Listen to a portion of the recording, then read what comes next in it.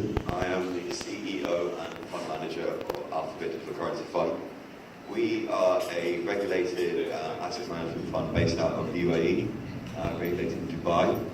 The basic premise of Alphabit is to outperform Bitcoin on a rolling basis with less volatility.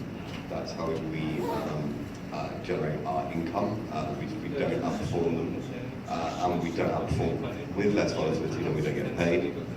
My background is asset management. I used to come from a high net worth private client wealth management background, and I set up the first digital currency brokerage in London back in 2013 after moving out of the asset management space, seeing this opportunity to be future for my career and as well as decentralization of currency and the benefit of us going forward.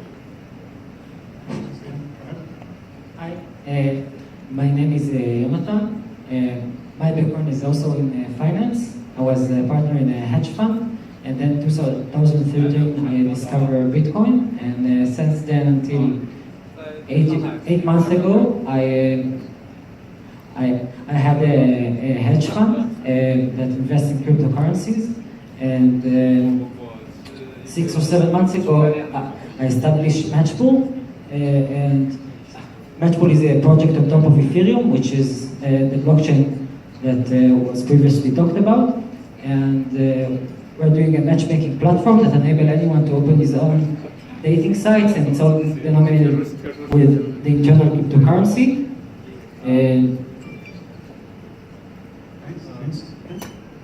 Hello, my name is Konstantin, and I'm Chief Operating Officer of the Argon Group. We're building over the last year an investment bank focused on digital capital markets. We do believe that this is an upcoming field, and this is why we decided to bring a lot of people from Morgan Stanley. The ability to transfer wealth from peer-to-peer without a central authority managing the actual transaction. And I think that actually empowers the end user in the sense that there's not a third party which is in control of your wealth and therefore has the ability to manipulate it for their own purposes. You'll see the Federal Reserve, European Central Bank, Bank of Japan, Bank of England printing money, which is basically basing the value of their own fiat currency. When you compare it to something like Bitcoin, which has only ever going to be 21 million Bitcoins ever produced for the life of Bitcoin, it basically means a finite asset, and therefore it can hold some kind of tangible value, and it's been compared to like gold, for instance, because there's only so much gold that's found in the ground, there's only so much Bitcoin that's found in the ground. In fact, it can be even seen as more of a finite asset, because we actually know there's only ever going to be 21 million Bitcoins, but we're always finding more gold. And I think holding your wealth in an asset which has a finite value and cannot be printed and manipulated, where I see a lot of governments printing their way out of debt, where you see the US government $20 trillion worth of debt, UK 1.2 trillion pounds of sterling worth of debt. I hate to talk about a lot of the European countries' debt, and the only way they're going to get out of it is if governments can't balance their payments, they're spending more than they earn because of populist policies in order to keep themselves in power every 4-year rollover. They print money to inflate the value of their own currencies, therefore to debase the value of the debt. And I think digital currency is a very obvious answer to tackle this. Okay, so let's stick to first digitizing a fiat currency. So we'll talk about Bitcoin next, right? So you can answer both questions. But what would be the benefits of if we took a fiat currency and digitized it? What's the benefits for users? What's the benefits for a government? Or what are the challenges? Any thoughts there? I think most people think that the digital currency is, so I think what's really new here is when it's cryptocurrency, because the main features, because most of the money today is digital, and if you think about it, PayPal. Does it really mean, and I hear sometimes about, okay, in the world, all the people that are unbanked, and I'm not sure if that's really, the unbanked people are not the ones with smartphones. at the moment.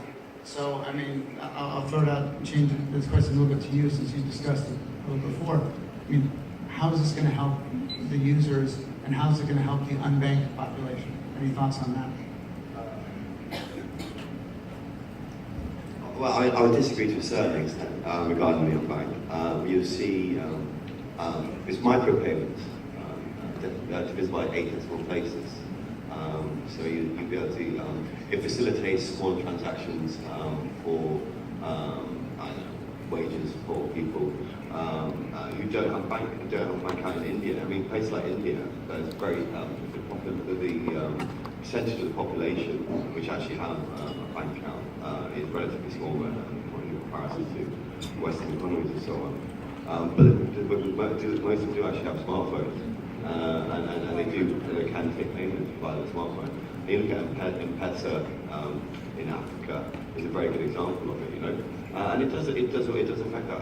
And I think the end user real benefit is actually just cutting out the central authority and going from peer to peer. Peer to peer, you have your own interests at heart with digitized cryptographic currencies, where I believe. Central authorities and central banks might not actually have your own interests at heart in terms of creating a stored wealth. I mean, the Bank of England is printing £30 billion a month still, QE, which has been going on since 2008, which is ridiculous, in my opinion. I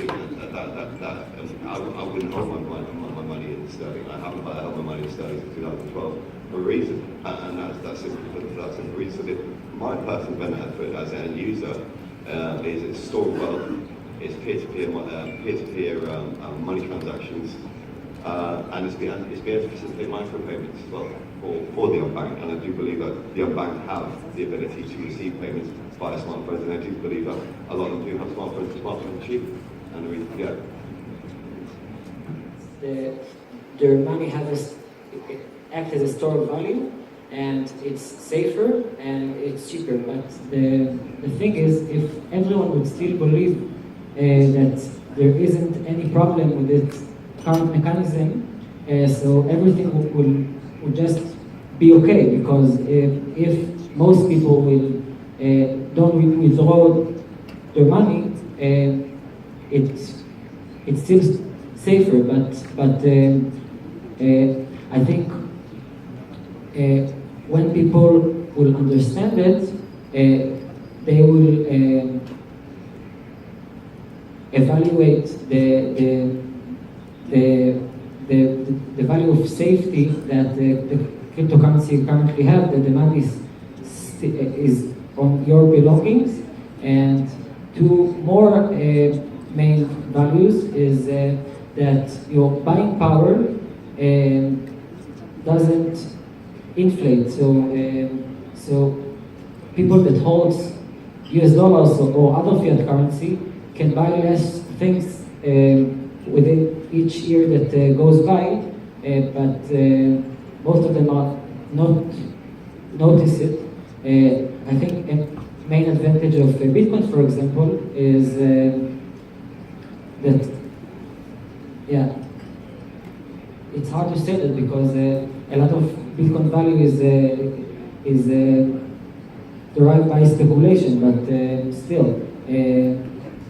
And of course, a main advantage is the cost of transactions, that people pay major costs on the wire transfer, and with Bitcoin is like less than $1. So I would like what China is doing is retrospectively implementing a regulatory sort of structure in order for the Bitcoin parameters to work more effectively in China. I think what's happened with China, because it's exploded here so quickly, they've had to kind of catch up a little bit in terms of having the parameters in place for Bitcoin to flourish. The Congress conclusion last week was that Bitcoin and blockchain technology is a good thing. We just need to take our time, slow down a little bit, and get the regulation and the setup and infrastructure in place so they can move forward as a nation in a progressive manner with the sector.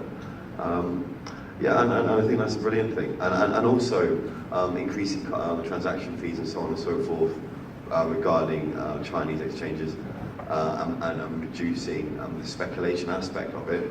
And maybe moving some of the volume away from China a little bit is healthy for the sector as well. And I think in the long run, these moves that China are making is going to be good for the digital currency sphere. And I think it's right to do it now rather than later. And I think that's a good thing. I also agree it's a very good thing to the industry as a whole. And like as things looks now,